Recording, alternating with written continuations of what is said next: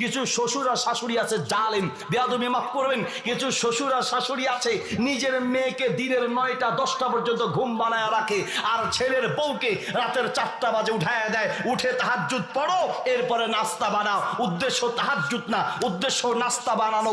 নিজের মেয়েকে ফজরের নামাজের কথাও বলে না, ছেলের বউকে তাহাজ্জুদের সময় উঠায় দেয়। কিয়ামতের মাঠে আপনাকে আসামির কাঠগড়ায় দাঁড়াতে হবে, ঠিক কিনা? আর আপনারা জামাইরা সংসার কেমনে চালাইতে হয় কোরআন থেকে শিখতে হয়, কিভাবে পরিবার চালাতে হয় কোরআন থেকে শিখতে হয়।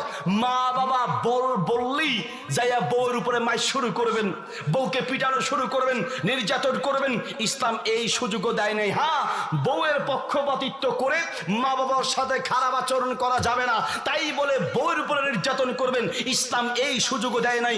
ইনসাফ আপনাকে করতে হবে।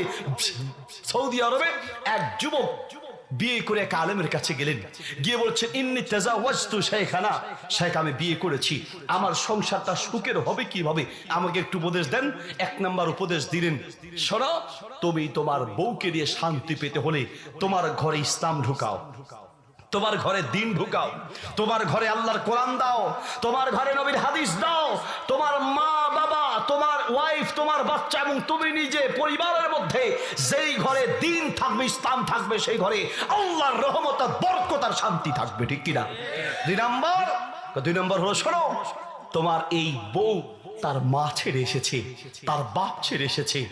একটা মেয়ে তার বাবার যে কি পরিমাণ কলিজার টুকরা, আমারও 2 ছেলে 1 মেয়ে আছে, আমার মাত্র 3 বছরের একটা মেয়ে।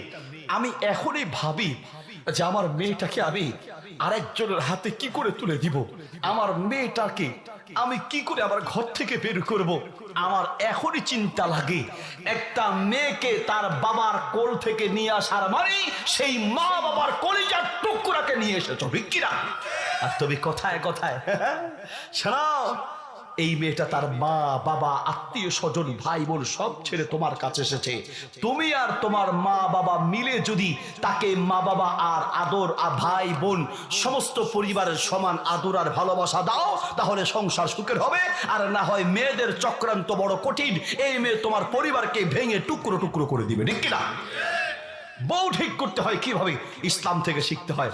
মা দরাবর রাসূলুল্লাহ লা ইমরাতান লা খাদিমান, নবী সাল্লাল্লাহু আলাইহি ওয়াসাল্লাম তার জিন্দেগিতে কোনোদিন বউয়ের গায়ে হাত তুলেন নাই। রাসূল সাল্লাল্লাহু আলাইহি ওয়াসাল্লাম জিন্দেগিতে কোনোদিন বউ পিটায় নাই। বউ পিটাইয়া ঠিক করা যায় না, বউ বুঝাইয়া ঠিক করতে হয়, ঠিক কিনা?